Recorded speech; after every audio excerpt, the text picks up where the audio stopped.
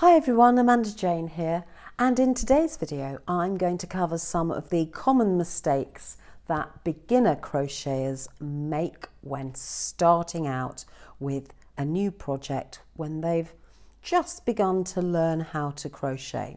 So there are 7 categories and 3 little mistakes in each category, which I will list in total below. So we're going to go through 21 mistakes that beginner crocheters make. So the first one is choosing what project to do first of all. And the critical thing is not to choose something too complicated like this pair of mittens, which is made up of rib and a cluster stitch and some single crochet, decreasing and increasing. Don't start with something like that if you are a beginner. Why not choose something like this, which is made up of a single stitch? It's simply half double crochet in a great long rectangle, and then it's just stitched together. So really easy to do. Another easy project to do would be this scarf here. Now it's a triangle, so it's one of those scarves that's very popular on the internet at the moment. It's really a bandana, and it's actually made of 1 stitch, the single crochet, and also you learn to increase and decrease. So that would be a good beginner project. So there's no making great complicated patterns when you're starting out. I'd also advise you to start with something that's quite small, just like this purse here, because then you're going to achieve something really quickly. The second thing is choosing the right yarn for the right project. So make sure that you read your pattern carefully and choose the right yarn. So in this case, I've chosen a baby double knitting for a baby hat. This is quite a simple project, and I'm using the right size hook. So always read the pattern carefully and make sure that you have the right hook and the right yarn for your project.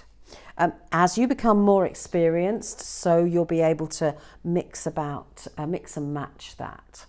Now the other thing to do is to check when you're a beginner that you are placing your hook in the right part of the stitch.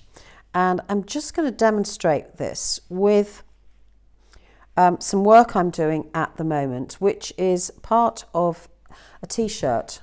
It's sort of a short sleeve pullover.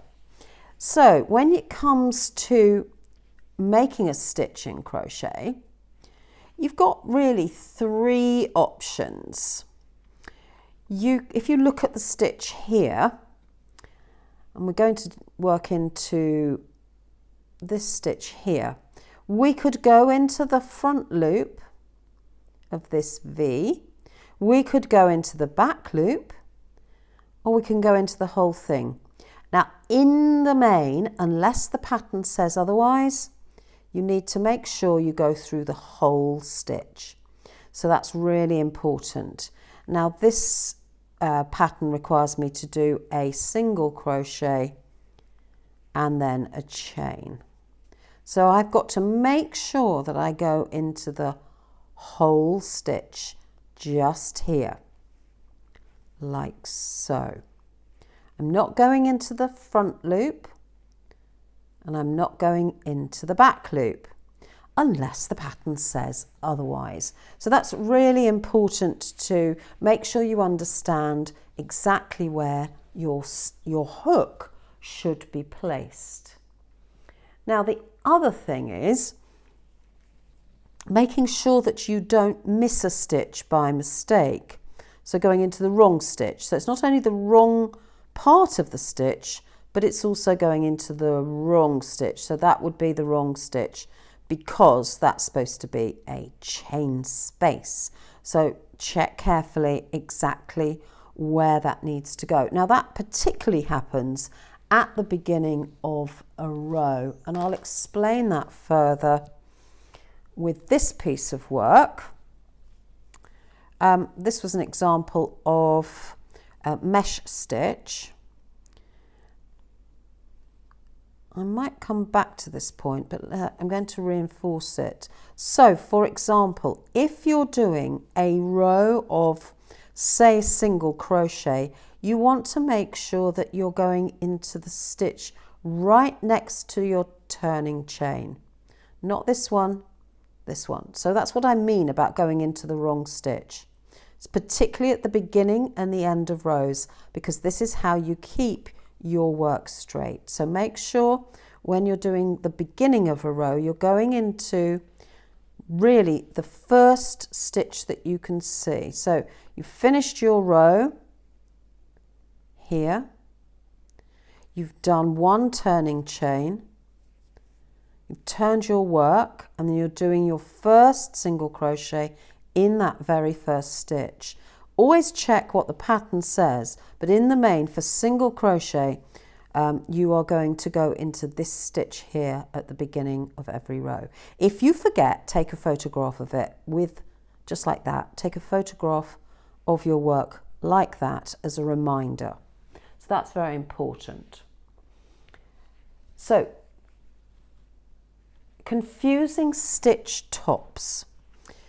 This is another problem because you have to know how a stitch works. Now, a double crochet is actually a P shape. So this bit of the stitch belongs to this post here. So you've got to know exactly where to place your hook. So for this one, I'm starting my single crochet, for example, a chain. There's the next stitch, so I'm going into this stitch here for my next single crochet and then doing a chain. So it looks wrong, but it's actually right. That is the top of the double crochet from the row below. So keep an eye on exactly which stitch top you're going into. It shouldn't be a problem with quite simple patterns. Now the other thing that's tricky with crochet is keeping on top of your stitch count. I have seen some people doing scarves, so for example a scarf like this, let's move all this out of the way, a scarf like this. When it's narrow work, and that's why I say choose a simple small item to work on, it's easy, you can count your stitches every row. But it's very easy to, if you've got a larger project, to lose track of the number of stitches and end up with work that goes in and out and in and out. My tip for doing this is to mark probably 5 stitches from the beginning and the end of a row, so that you always know that you've got to have 5 stitches to the right and 5 stitches to the left. The other thing is to have a quick count up. There's nothing worse than having to undo your crochet. So make sure you keep counting your stitches. Really important to do that. Now the other thing is, of course, these dreaded turning chains. Turning chains allow us to, for example, go from the end of a row like so up to the correct height for the next row. So I'm doing 2 here, and then I'm ready to do my double crochet right in that first stitch. Now this is unusual, but that's how I'm doing it. You see, I'm consistent. Some people will need to do 3 to get to the right height of a double crochet. Some people do 2. And sometimes we do what's called a stacked single crochet. And I'll just show you that, because this is a very good way of starting off a row with that needs a double crochet. So you don't have a turning chain at all. You turn your work. You start by doing a single crochet in that very first stitch, and then you do another single crochet using that left leg to get up to the height of a double crochet, and then you are on your merry way, and that stops you having to end up with either just your turning chain here, or, as I've done in this example, an extra double crochet. This counts as our beginning stitch. I'm then well on my way to doing a chain and then my next double crochet. So that is a way round, making sure that you get your ends straight. So you've got to count your turning chains sometimes, and at other times you're just going to ignore them and just check your pattern for that. I think missing the last stitch is quite common. So make sure that when you get to the end of a row, you actually tip your work forward and do that last stitch. And that's where counting your stitches comes in handy, or taking a photograph of where you have inserted your hook in that last stitch. Now the other thing is tension. Tension is super important. It's not important if you're making a little baby hat or a scarf or a shawl like this. Tension doesn't matter here because it's not sized. Baby blankets, you're not going to worry too much about the tension. Obviously check the ball band to make sure you're using the right hook. So for instance, this is double knitting weight. I was using quite a small hook there, but normally I would use a 4mm crochet hook, and I'd make sure that my tension is even. So what do we mean by tension? Well, it's a combination of the way in which you hold your hook and the way in which you hold your yarn. So I hold my hook like a knife, like so. Some people hold it like, I'm left-handed for writing, like a pencil. Now, I can't crochet like that, but some people will crochet like that. The key thing is not to swap between these two grips, because they will give you a different tension. So once you've decided on the grip that you like for your crocheting, then stick with it. And the other thing is, how do you hold the yarn and ease the yarn through your left hand if you're right-handed, or your right hand if you're left-handed. Now, I just hold my yarn quite simply by tucking it underneath my last two fingers of my left hand over this first finger, and then keeping the work steady with my second finger and my thumb.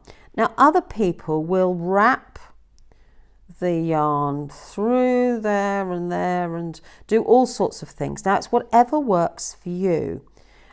I found that if I wrap, I'm crocheting far too tightly, and it's making it difficult for me to keep the flow going. I think it's always nice to keep your work so that the yarn flows. You know, you're going to put maybe unravel some yarn so that you've got plenty to play with, but work out how you like to hold your yarn so that it flows properly. And my tension is just kept by keeping the yarn flowing under these two fingers.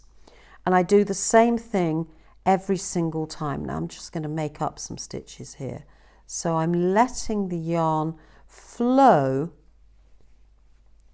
between the work and these two fingers. So I can feel that yarn moving under these two fingers. I don't need to wrap them round. Now I probably crochet on slightly the looser side, so I would need to check my tension against a gauge square. and a gauge square is something that you crochet to make sure that your measurements are correct. So keep the system that you use the same all the way through. Now I'm undoing that because I was just demonstrating. So inconsistent tension creates some stitches that are small and some stitches that are large. So an example would be doing a chain where they're very small, so my tension here is really tight because I'm pulling, and then I've got loose tension where I'm just letting that working yarn travel through. So you can see the difference between the size of the chains here and the chains just here, because I just pulled a little more with my right hand and was a little more free-flowing, letting the yarn go through. So find a tension that suits you and stick with it. That's another one to watch out for. So not too tight, not too loose. Moving on to the next category of mistakes is really incorrect yarn hold. So it's not only about, I mean, you couldn't really crochet. I mean, there's lots of ways of crocheting, but it's really difficult to crochet if you haven't got this correct way of holding the yarn. Don't change your grip, as I said before.